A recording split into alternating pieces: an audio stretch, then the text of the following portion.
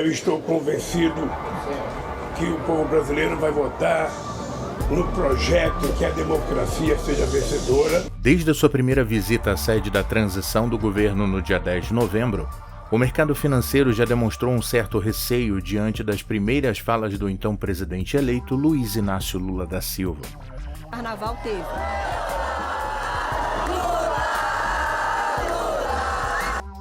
Entretanto, será que realmente o mercado não confia em Lula? Por que o mercado reage tão negativamente diante das falas do presidente do Brasil em seu terceiro mandato? Como funciona o mercado? Como ele separa líderes que passam confiança daqueles que trazem instabilidade? O Brasil possui um sistema econômico voltado para o capitalismo e economia de mercado.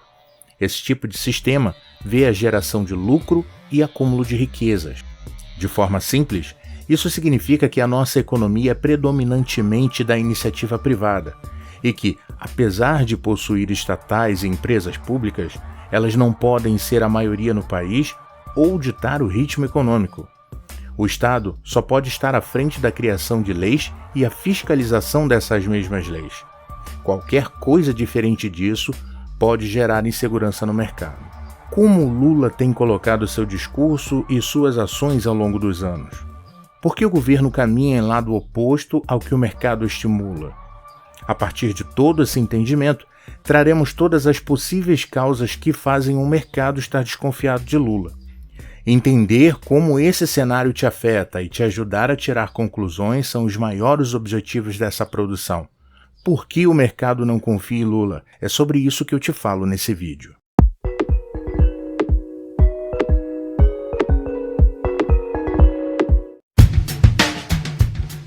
O mercado financeiro não é só aquela parte do noticiário sobre o preço do dólar ou resultados da economia. Ele faz parte da sua vida, desde atividades rotineiras, como deixar dinheiro na poupança, quanto a projetos grandiosos como investir para a aposentadoria.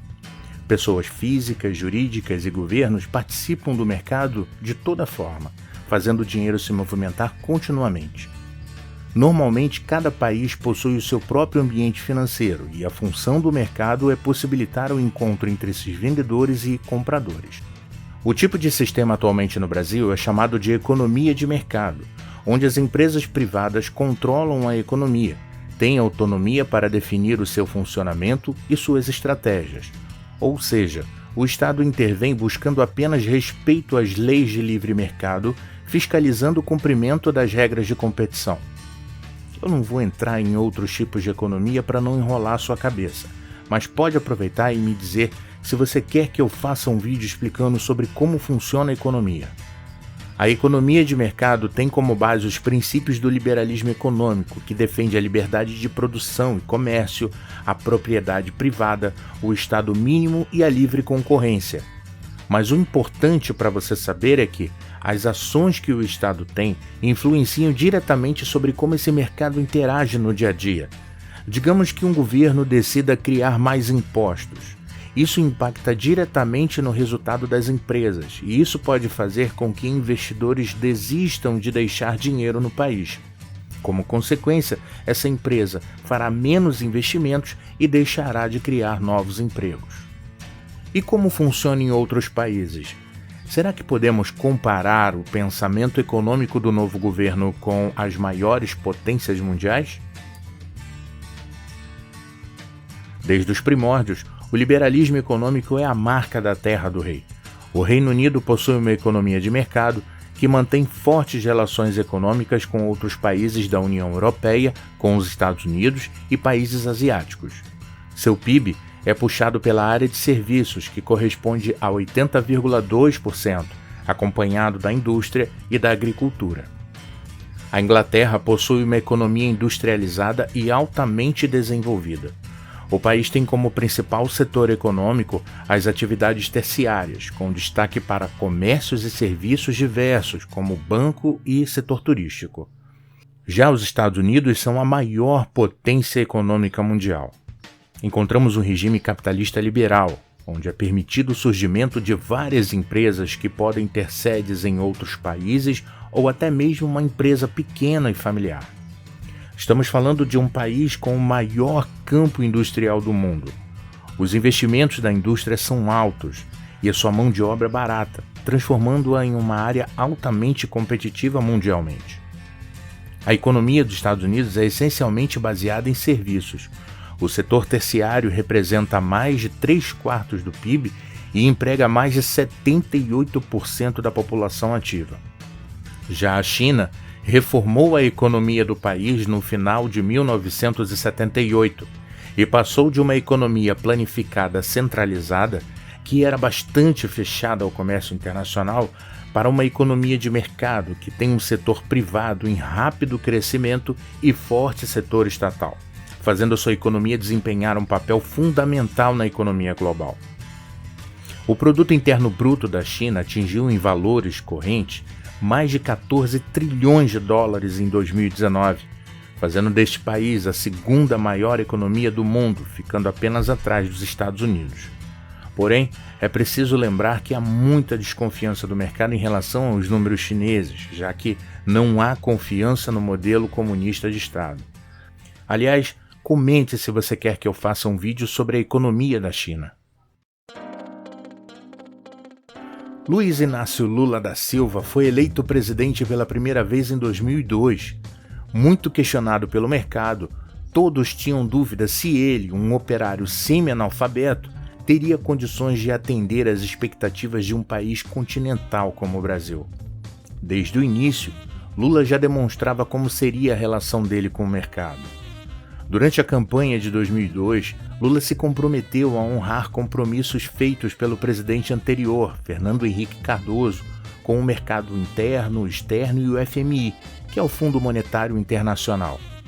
Em agosto de 2002, ele chegou a visitar o Ibovespa e defendeu a popularização do mercado de capitais. Quando assumiu em 2003, ele realizou um conjunto de ações com o objetivo de tranquilizar o mercado financeiro diante das promessas feitas por FHC.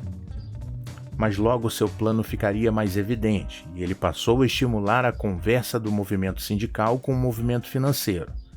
Ele passou então a colocar importantes atores sindicais nos principais fundos de pensão do país, com a intenção de enquadrar esses fundos como projeto de Estado. Esse era o objetivo. Segundo seu discurso, o fundo de pensão era considerado pelo governo como um provedor de poupança interna e precisava ser usado para promover o desenvolvimento do país, proporcionando a dignidade de seus participantes na inclusão social pelo mercado. Um dos exemplos mais claros foi quando, em 2007, Lula usou os fundos de pensão para realizar projetos de inclusão social e de promoção de infraestrutura, o PAC, Programa de Aceleração do Crescimento, que tinha objetivos de acelerar o crescimento econômico, aumentar o emprego e melhorar as condições de vida da população brasileira. Segundo a lógica da governança corporativa, administrar fundos de pensão fez com que os sindicalistas exercessem o poder de disciplinar e fiscalizar sobre as empresas e mercados, pois eles se tornaram os seus principais credores. Houve uma inquestionável dominação das finanças pelo Estado, além de condenar o mercado durante seus governos. A prestação de serviços e produção de bens foi feita com empresas estatais, com capital privado e com a regulamentação de todo o mercado financeiro. De certa forma, o governo Lula passou a ter controle sobre essas empresas devido ao poder sindicalista sobre os fundos de pensão. Os 2 primeiros mandatos visaram o fortalecimento do mercado interno, mas isso se mostrou com mais erros, como eu te mostro a seguir. Não há como negar que houve um crescimento acelerado nos 2 primeiros mandatos de Lula entre 2003 e 2010, principalmente se compararmos com o governo de FHC. Acontece que esse crescimento tornou-se insustentável ao longo do tempo e não foi nada destacável dentro das economias emergentes. Naquele tempo, havia pontos favoráveis que auxiliaram o crescimento, como a equipe eficiente que Lula montou e os ventos externos que ajudaram a manter a estabilidade. Em 2003, o primeiro ano de mandato, Lula aumentou o superávit primário e fez cortes orçamentários. A taxa de juros subiu bastante, cerca de 13% em 2003, e o câmbio se desvalorizou. Com essa desvalorização, as exportações aumentaram e Lula resolveu aprovar emenda das reformas tributária e previdenciária. Assim, os mercados se acalmaram e o risco Brasil cedeu. Por fim, a inflação caiu, mas não foi menor do que 12% até 2006. As exportações cresceram ainda mais em 2004 devido ao preço das commodities que pautavam as vendas para o exterior, como soja, minério de ferro, petróleo e madeira. Haviam altos preços das commodities e baixas taxas de juros que se combinaram. Os investidores estrangeiros tinham bons retornos com altas taxas de juros, enquanto ao mesmo tempo os empréstimos para as economias dependentes de commodities reduziam o risco. Não podia ser melhor. Foi uma era abundante de crédito internacional, sendo possível controlar muito bem a inflação. O início do ciclo econômico exigia muita mão de obra, então o desemprego caiu muito. Mas não por medidas do governo para a criação de mais empregos, e sim porque essas vagas já existiam, mas que por estratégia das empresas estavam desocupadas. Em 2005, houve o escândalo do Mensalão e a proposta de redução de gastos a longo prazo para facilitar a queda de juros não foi ouvida pelo governo. Em 2007, Lula deu lugar ao populismo com gastos desmedidos para eleger Dilma Rousseff. O Brasil perde então sua competitividade externa quando o salário mínimo sobe demais e existe a baixa produtividade do trabalhador brasileiro. Em 2009 e 2010, Lula capitalizou o BNDES. Os bancos recebiam recursos e emprestavam a juros mais baixos a poderosos grupos industriais. Essa política causava danos irreparáveis aos cofres públicos, pois a taxa de juros cobradas dos comerciantes era significativamente inferior à taxa de juros Selic usada para captar os recursos. Lula fecha a chance de crescimento a longo prazo. Ele havia surfado em uma onda de maré e de boa sorte. Vale a pena priorizar os movimentos sociais e esquecer do empreendedorismo? A resposta direta é não. Mas não me entenda errado, isso não quer dizer que os movimentos sociais não são importantes. Um não pode anular o outro. Porém, não se pode esquecer que o mundo é regido pelo mercado. Vivemos em um país que depende do mercado econômico para importar e exportar. Quanto mais seguro está o mercado, melhores são as condições para que os negócios aconteçam de forma sustentável e a longo prazo. O empreendedorismo é a base para o sustento das pessoas. Com a geração de renda, cria-se empregos e se estabelece o desenvolvimento social. O mercado caminha com pensamentos mais liberais, já que suas ideias são de maior controle dos gastos públicos e de menos intervenção do Estado na economia. Tudo o que vier na contramão será refutado e trará instabilidade. Lula não encontrará um mercado como no seu primeiro mandato. Não existe o boom das commodities que no passado permitiram que ele tivesse um gasto social. O mundo está em recessão, com inflação alta e juros mais altos. Se o pensamento for o mesmo, corremos o risco de aumentar desastrosamente a dívida pública e, consequentemente, a economia pode entrar em colapso. A nomeação de Fernando Haddad para o Ministério da Fazenda e os demais ministros do governo mostram claramente que a escolha foi política e não técnica, deixando ainda mais claro que o governo não tem a intenção de diminuir o gasto público. Existe ainda o receio que a corrupção descoberta pela Lava Jato seja reiniciada e detone mais empresas públicas, consumindo o dinheiro de quem paga o imposto para sustentar tudo isso. Como já falado, esse governo não será aparentemente fácil como os anteriores. A economia internacional possui um cenário ruim, assim como a economia brasileira que está em desaceleração.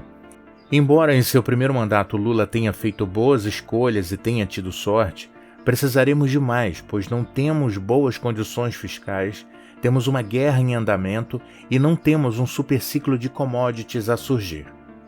Na esfera federal, se os gastos do governo ultrapassarem 19% do PIB esse ano, haverá uma expansão fiscal e isso não é bom. Isso só aconteceria se as autorizações de gastos exorbitantes que Lula está negociando ultrapassarem os 150 bilhões de reais. Dito isso, cumprir a promessa de diminuir a pobreza e a insegurança alimentar pode ficar mais complicado. Nos poucos dias de seu mandato, Lula criticou a independência do Banco Central, a meta da inflação, criou 14 ministérios a mais que o governo Bolsonaro, totalizando 37. O salário mínimo continua em 1.302 e a Lei Rouanet liberou só em janeiro R$1 bilhão em projetos, fora a ideia de unificar as moedas da América Latina em uma só. Vendo isso tudo, o mercado dá sinais claros de que não está satisfeito com o futuro. Até o fechamento deste conteúdo, o dólar está em R$ 5,19. O Ibovespa sobe com a ajuda de commodities e de bancos, e as preocupações com a situação fiscal do Brasil tiram o fôlego da Bolsa de Valores de São Paulo. E então, qual a sua opinião sobre a economia brasileira nesse novo governo? Queremos ouvir você. Estamos no caminho certo? Para você que chegou até aqui, eu quero muito te agradecer, pois esse é um dos primeiros vídeos após a retomada do canal. O provisório ficou parado por 7 anos, e quando eu pensei que não teria mais ânimo para voltar a fazer vídeos, cá estou eu novamente.